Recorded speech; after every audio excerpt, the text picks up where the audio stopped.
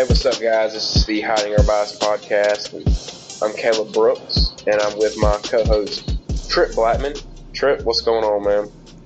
What's up, man? I'm leaving the beach, headed to the beach right now. So you probably hear some background noise in my car. I'm going over a bridge right now. It's kind of loud. But yeah, I'm leaving my girlfriend's house. I guess shout out Caitlin. She's always asked me why I never talk about her on here. So shout out Caitlin. But I'm headed to, I guess, Panama City area right now, enjoying my spring break, my cold spring break. Yeah, dude, So it's really cold right now. dude, Everywhere. I got some buddies down at the freezing. beach, and they're freezing right now at the beach. It's 41 here in Troy.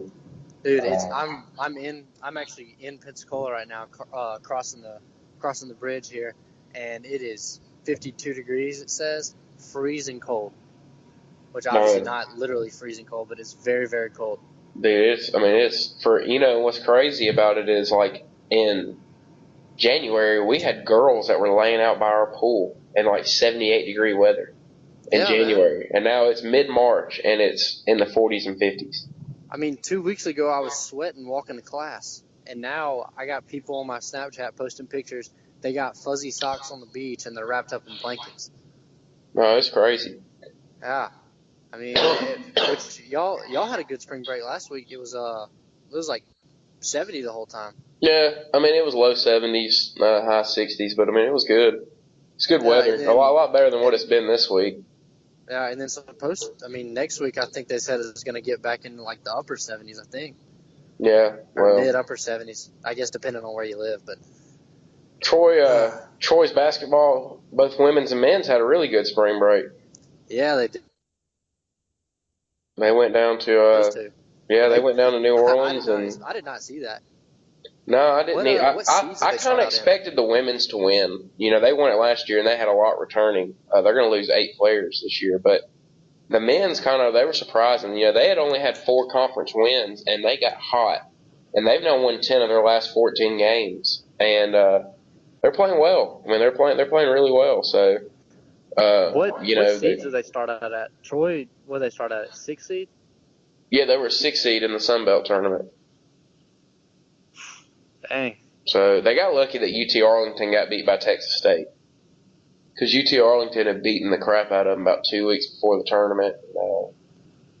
They were the best team in the Sun Belt, and somehow they got beat by Texas State, and that kind of opened up the gate for Troy to win. But Troy was hot, and they were just one of the hottest teams heading in. They had Wesley Person scored 29 in one of the games, and Jordan Renato just was consistent with about 15 points and 10 rebounds a game. I think he had 2 double-doubles in the tournament. So, it was good for Troy to go down and win, but then they get the big draw with Duke in the first round of the tournament, and then the women's team drew Mississippi State. So, yeah, I think, Troy, they're going to have – if they're going to make any noise, it's going to be a really tough road. I personally, in my real bracket, the one that I'm going to stick with, I have Duke winning it all. So obviously, I think that Duke is probably one of the best teams in this tournament, obviously. And Troy's got to start out with them. So good luck to them. But maybe they can make it close. I think that I don't think Duke's going to blow Troy out. I really don't think that. No, I think a win for Troy would be to keep it close. Yeah. To win or lose by single digits, just kind of keep it close. I think that's a win for Troy, just because they're young. Troy's got a bunch of sophomores on the team, so they're going to get better, and they're kind of ahead of schedule, to be honest with you. So, I actually I made one bracket. I felt like I had to do it, since I'm from Troy.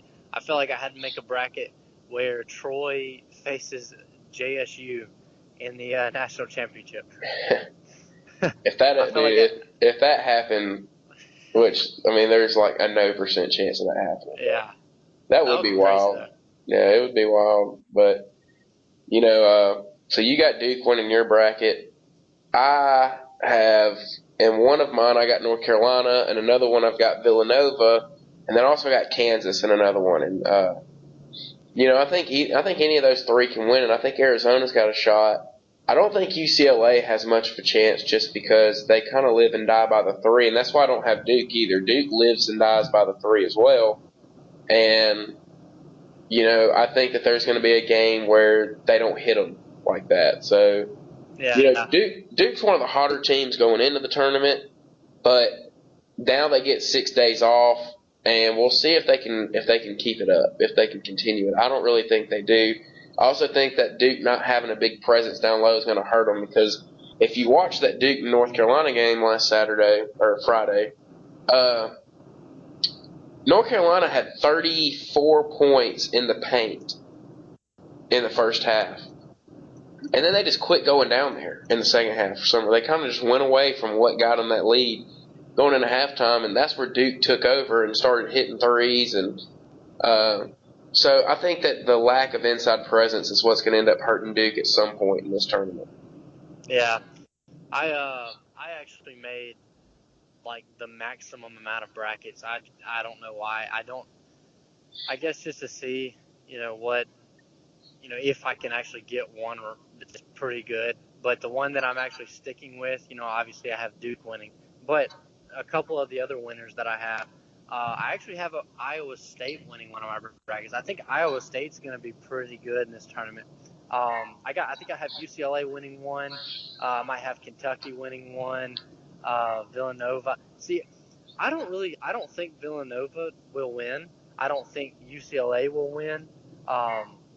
Just because UCLA doesn't play much defense, and I don't think Gonzaga will win at all. I don't think Gonzaga gets out of the Elite Eight. I don't think Gonzaga goes very far. I got Gonzaga losing to. I got them losing to Arizona in the Elite Eight. Yeah, I actually think Arizona will do pretty well. I think Arizona's going to do well. I think Kansas has a pretty easy route. In one of my brackets, I actually got Vandy beating Gonzaga in the second round. See, I don't have Vandy. I got Vandy losing in the first round. Nah, Vandy will beat Northwestern. Vandy's playing well, too. I mean, I know they got beat by Arkansas, but they're playing good at the right time as well. They'll beat Northwestern. Northwestern's not that great. They did get to the tournament, but I got Northwestern. Who's some of your upsets? I've got Middle Tennessee beating Minnesota. I think them. I think that's a good pick. I have Bucknell beating West Virginia. I've actually got Middle Tennessee beating Minnesota and Butler and going to the Sweet 16 and losing to North Carolina. Middle Tennessee State, I think they're one of the big sleeper teams. Yeah, they definitely are. Let's see, who else is a sleeper team? Rhode Island is a sleeper. Yeah, Rhode Island. Who is it? Who I was just thinking about? Oh, Xavier. Xavier could be. Yeah, Xavier is too. I think they can make the Sweet 16, but I think that's as far as they'll go. Yeah. Because they can beat. Xavier can match up. They match up well with Maryland and Florida State. Yeah, dude. Florida State. I don't think that they are. Let's see. I think it's all but maybe one or two of their losses were away games. Florida State plays horribly on the road. I have them beating Florida Gulf Coast, and that's it. I got them losing in the second round to Xavier, I believe. But I think, and the only reason I think they beat Florida Gulf Coast is just because they're probably a better basketball team than Florida Gulf Coast is. And it's in Orlando, so it's kind of, I guess it could be a home game for both teams. But I don't see Florida State going very far. They're terrible outside of Tallahassee. Another team to really look out for is Wichita State, which you want to call them a Cinderella, but from what they've been able to do, I wouldn't really consider them a Cinderella anymore. They're a 10 seed. They match up with Dayton. Dayton's on a 2-game skid. Wichita State's won 15 straight. They've got a great coach in Greg Marshall. I was for Alabama getting him. I think Alabama ended up making the right hire with Avery Johnson, but I was for getting Greg Marshall. I think he's a great coach. They match up with Dayton and then play Kentucky in the second round. They have the ability to upset Kentucky. We've seen it before. I know they're different teams now, but Kentucky's one of those they're just really inconsistent. And, Yeah. They did end up winning the SEC. Their toughest game was against Alabama. And, if Alabama made a few plays, they probably end up winning that game. But, you just saw that the better team and the better player took over. De'Aaron Fox just took over at the end of that game and kind of put it away for Kentucky. But I think Wichita State's one of those teams that they had the ability to beat Kentucky and get to the Sweet 16. Yeah, I mean they definitely can. I don't know. I have Wichita State beating Dayton, but then I have Kentucky beating Wichita State. I think Kentucky's got a pretty good, pretty easy road to the Sweet 16, maybe even the Elite Eight, whenever they match up with UCLA or They'll be the Sweet 16. Yeah, I actually think I have Cincinnati beating UCLA. That one was kind of tough for me to pick. Yeah, I don't see that happening.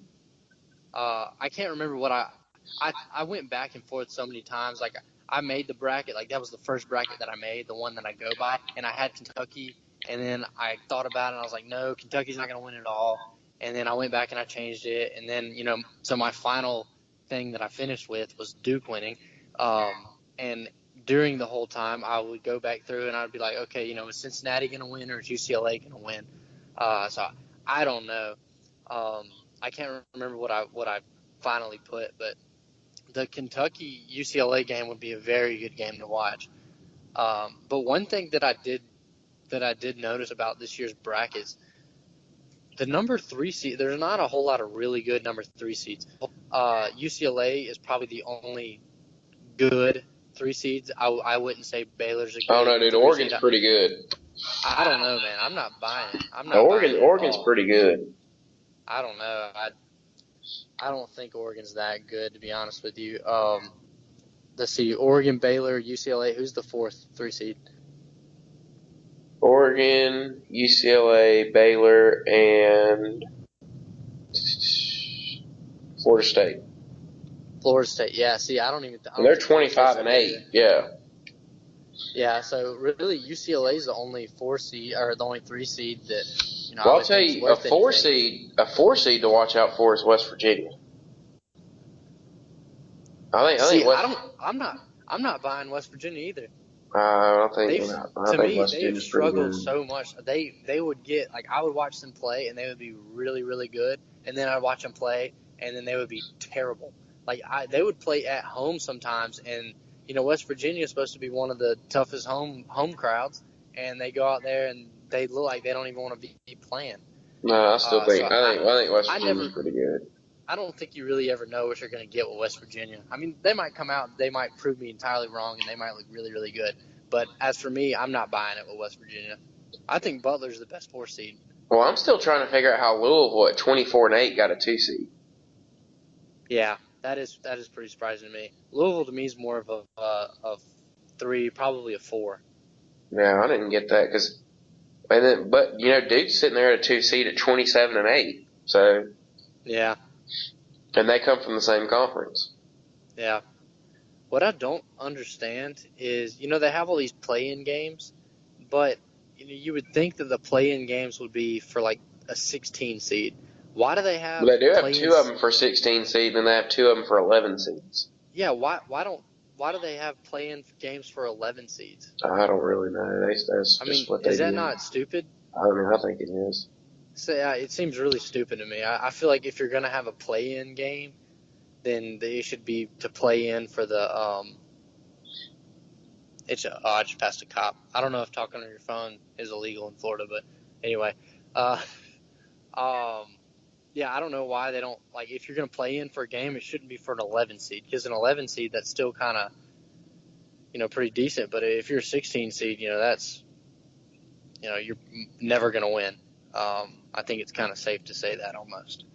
But it's going to happen at some point. Eventually, but I don't. I mean, it is. It's going to happen. It's just going to be one of those games, and it's going to happen.